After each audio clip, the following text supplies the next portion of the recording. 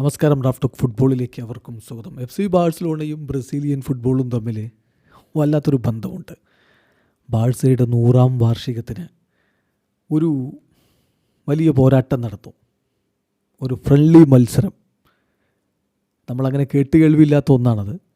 ഒരു ക്ലബ്ബും ദേശീയ ടീമും തമ്മിൽ ഫ്രണ്ട്ലി മത്സരം. Brazil versus Barcelona. Mighty Brazil ടീമായിരുന്നു അത്. വമ്പന്മാർ ഒരുമിച്ച് കളിച്ച ബ്രസീൽ ടീം, മറുഭാഗത്ത് ബാഴ്സലോണയുടെ ടീമും. ഏതായാലും 99-ലാണ് ആ ഒരു മത്സരം നടക്കുന്നത്. ബാഴ്സയും ബ്രസീലിയൻ ടീമും തമ്മിലുള്ള ബന്ധം.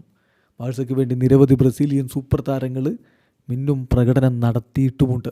അതിപ്പോൾ റൊണാൾഡിനോ ആണെങ്കിലും, റൊണാൾഡോ നസാരിയോ അദ്ദേഹം കളിച്ച ഒറ്റ സീസൺ കൊണ്ടാണെങ്കിലും, റൊമാരിയോ ആണെങ്കിലും, റിവാൾഡോ ആണെങ്കിലും, അങ്ങനെ എണ്ണിപ്പറയാൻ ഒരുപാട് പേരുകൾ നമുക്കുണ്ട്.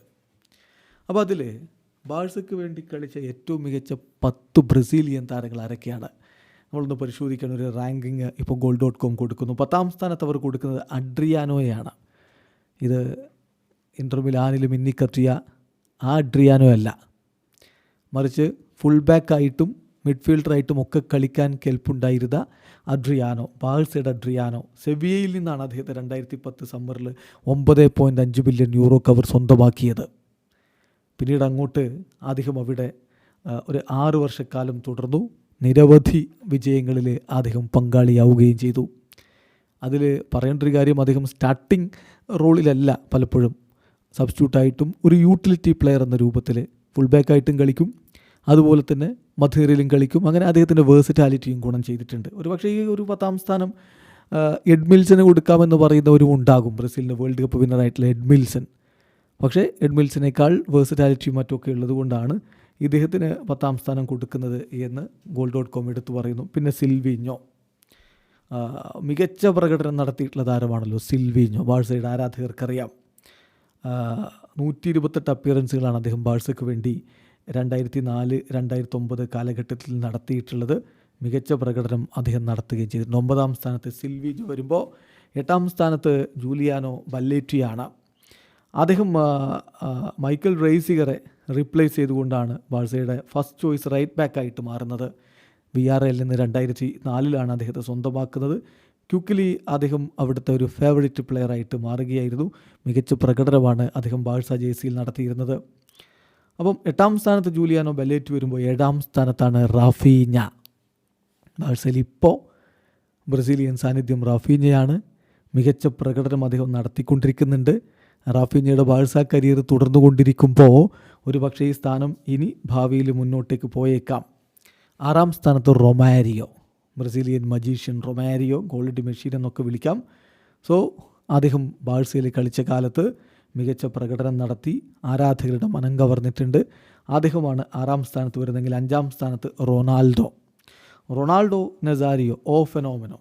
അദ്ദേഹം 51 അപ്പിയറൻസുകളാണ് 96-97 സീസണിൽ ബാഴ്സയ്ക്ക് വേണ്ടി നടത്തിയത്. 47 ഗോളുകളും അടിച്ചു. പിന്നെ ഒറ്റ സീസൺ കൊണ്ട് അദ്ദേഹം ബാഴ്സയിൽ നിന്ന് പോയി. അത് എന്തുകൊണ്ടാണ് സംഭവിച്ചതെന്ന് തനിക്കറിയില്ല. ബാഴ്സ ടീമാണ് തന്നെ ഒഴിവാക്കിയതെന്ന് അദ്ദേഹം പിന്നീട് പറയുകയുണ്ടായി. അതിൻ്റെ പുറകിൽ വേറെ ചില കാര്യങ്ങളൊക്കെ ഇട്ട് നമ്മൾ മുമ്പ് വീഡിയോ ചെയ്തിട്ടുണ്ടെന്നാണ് എൻ്റെ ഓർമ്മ. ഏതായാലും ഒറ്റ സീസണിൽ അവിടെ കളിച്ചിട്ട് 51 കളികളിൽ നിന്ന് 47 ഗോളുകൾ അടിച്ചുകൊണ്ട് ഞെട്ടിച്ചിട്ടുണ്ട് റൊണാൾഡോ ഫെനോമെനോ. ദെൻ 4ാം സ്ഥാനത്തേക്ക് റിവാൾഡോയാണ്. ബ്രസീലിൻ്റെ 10ാം നമ്പറുകാരൻ ബാഴ്സയിലും അതുപോലെ തന്നെ മിന്നിക്കത്തി കളിച്ചിട്ടുണ്ടായിരുന്നു. 1999 അദ്ദേഹം ബാലൻ ഡ്യോർ കരസ്ഥമാക്കുകയും ചെയ്തു അവിടെ കളിച്ചുകൊണ്ട്. 3ാം സ്ഥാനത്താണ് നെയ്മർ ജൂനിയർ. നെയ്മർക്ക് 3ാം സ്ഥാനം. ചിലരെങ്കിലും അത് പോരാ എന്നൊക്കെ പറയുന്നുണ്ടാവും. പക്ഷേ ബാഴ്സയിൽ കളിച്ചിട്ടുള്ള ബ്രസീലുകാരുടെ മാത്രം കണക്കാണ് എന്ന് പറയുമ്പോൾ നെയ്മർ ബാഴ്സയിൽ മാത്രമല്ലല്ലോ കളിച്ചത്. അദ്ദേഹത്തിൻ്റെ കരിയർ മൊത്തത്തിലെടുക്കുമ്പോൾ അദ്ദേഹം തന്നെ പറയുന്നുണ്ട് എൻ്റെ ഏറ്റവും പീക്കായിട്ടുള്ള പെർഫോമൻസ് വന്നത് PSG-യിലായിരുന്നു എന്ന്. എന്തായാലും MSNൻ്റെ ഭാഗമായിട്ട് അദ്ദേഹം മികച്ച പ്രകടനം നടത്തുകയും UEFA ചാമ്പ്യൻസ് ലീഗിൽ മുത്തമിടുകയും ഒക്കെ ചെയ്തത് ബാഴ്സയിൽ വെച്ചിട്ടാണ്. അപ്പോൾ 3ാമതാണ് നെയ്മർ വരുന്നത്. 2ാമത് ഡാനി ആൽവസ്.